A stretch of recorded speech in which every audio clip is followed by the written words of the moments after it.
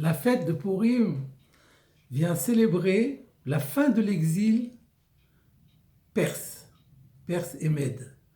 Selon la tradition juive qui est issue du récit du songe que le prophète Daniel avait fait, le peuple d'Israël est amené au cours de son existence à subir 4 oppressions de 4 civilisations différentes: la Babylonie, la Perse, les Perses et les Mèdes, la Grèce et le royaume de Édom. Et donc, l'idée développée notamment par le Maharal de Prague et reprise par mon maître Ravolbé est que c'est une épreuve qui avait été donnée à Israël de voir s'ils sont capables de résister à ces 4 forces différentes qui sont toutes des oppositions au royaume de Dieu. Et lorsque Israël prouve qu'il arrive effectivement à résister à ces influences et à montrer sa fidélité à Dieu, c'est alors que prend fin l'exil, un des 4 exils. Et donc en cette veille de Pourim, j'aurais voulu avec vous réfléchir à quel était le combat que les Perses menaient contre Dieu, quelle était l'idéologie qui s'opposait à celle de la Torah et qui a servi à éprouver Israël. Il y a une deuxième question qui est intéressante. On sait que à Pourim, dans la Megillat Esther, la personnalité qui a voulu tuer et exterminer notre peuple, la première tentative de génocide de l'histoire, eh bien c'est Haman. Et on sait que Haman descend de Amalek. Et Amalek est lui-même un petit-fils de Esav. Et la question se pose, que vient faire ici Amalek dans le royaume de Perse? Amalek appartient à Esav, on le trouvera naturellement dans le quatrième royaume, celui de Édom, mais on ne le voit pas intervenir ni dans le royaume de Babylone, ni dans le royaume de Grèce. Et pourquoi? Comment gérer, comment rendre compte de cette association étonnante entre la civilisation perse et Amalek? Eh bien, il me semble que ces deux questions se résolvent l'une l'autre.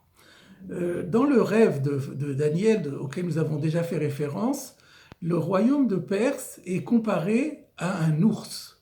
Pourquoi juste un ours? Le Talmud, dans Kiddushin, explique de la même façon que l'ours, ce plantigrade, est boursouflé de chair, c'est un animal extrêmement bien en chair, et bien de la même façon, les Perses cultivaient la religion du plaisir, de la gourmandise, de la dégustation des mets, le plaisir de manger. Et c'est donc cette religion du plaisir corporel qui est la spécificité de cet empire perse et qui s'opposait à la vision juive des choses, comme nous le verrons un peu plus tard.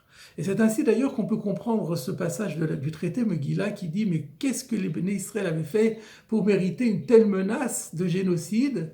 Et on répond « Mipnei shenenu misudat otoracha » lorsqu'Assuérus a invité tout son peuple à un festin, eh bien les Juifs y ont pris part. Et alors où est le mal? On ne dit pas qu'ils n'ont pas mangé cachère, et on pense qu'ils ont mangé cachère, puisqu'en fait, à Shti, Akadat et Nones, on disait que là, il n'y avait aucune contrainte, chacun pouvait boire ce qu'il voulait, donc le vin était très certainement kasher beddin.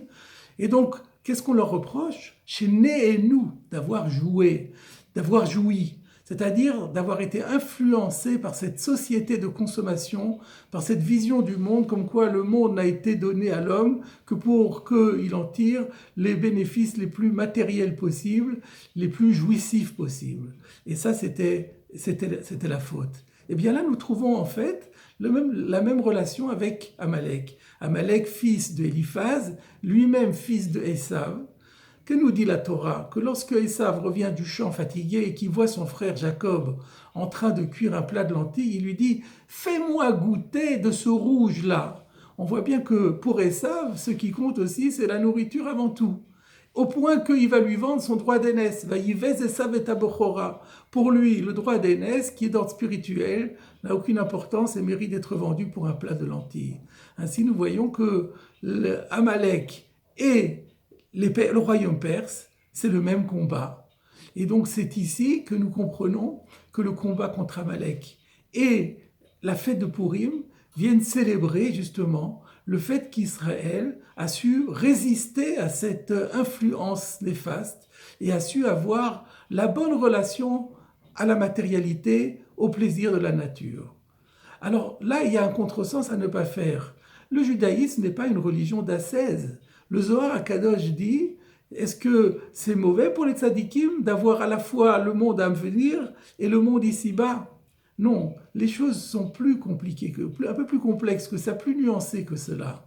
Dieu donne de la matière à l'homme pour qu'il en profite. Les bénédictions de la Torah sont tous d'ordre matériel. Mais Dieu donne les bienfaits matériels à Israël pour qu'Israël s'en serve pour les mettre au service de Dieu. Voilà la véritable différence. Il ne s'agit pas d'avoir une civilisation du plaisir, il s'agit de profiter, de bénéficier de tous les bienfaits matériels de Dieu, mais de manière à les mettre au service d'Akadosh Baruch Hu. Et là, nous comprenons quelle est la signification de ce michté de Purim, de ce festin que nous devons faire à Purim, parce que oui, il s'agit de faire un bon festin dans la joie et le plaisir, mais pas dans le plaisir de se faire plaisir, dans le plaisir de manifester à Dieu notre amour et notre reconnaissance pour nous avoir sauvés de la main de Haman.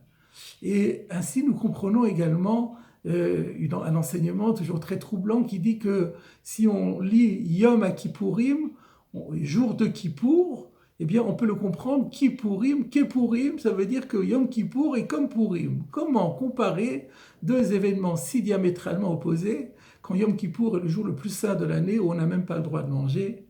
Eh bien, en vérité, et en plus, Kepourim laisse entendre que le référent c'est Purim, l'antécédent c'est Purim, et Yom Kippour ressemble à Purim. Comment comprendre cela? Eh bien, d'après ce que nous disons, les choses sont transparentes. Parce que Purim, à Yom Kippour, nous luttons effectivement contre l'instinct de jouissance, contre nos pulsions de jouissance.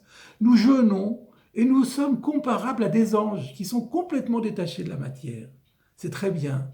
Mais ça ressemble aussi à Purim, sauf que Purim est un degré en plus. Parce qu'à Purim, on mange.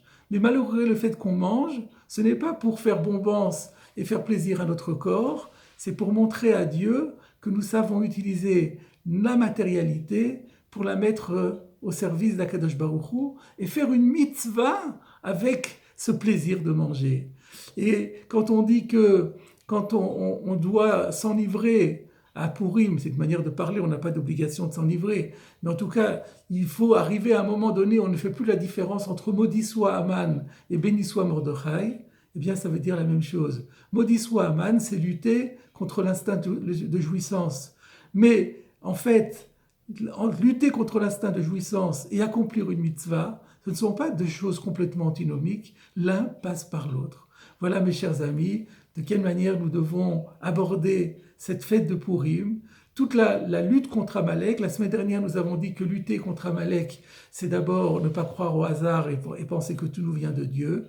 Voilà une deuxième modalité du combat contre Amalek, ne pas adhérer à la société de consommation, jouir pour jouir, mais bénéficier des bienfaits divins, remercier Dieu pour tous les bienfaits qu'il nous donne, mais utilisons-les constamment, uniquement pour le servir et lui manifester tout notre amour et toute notre fidélité. Purim Sameach.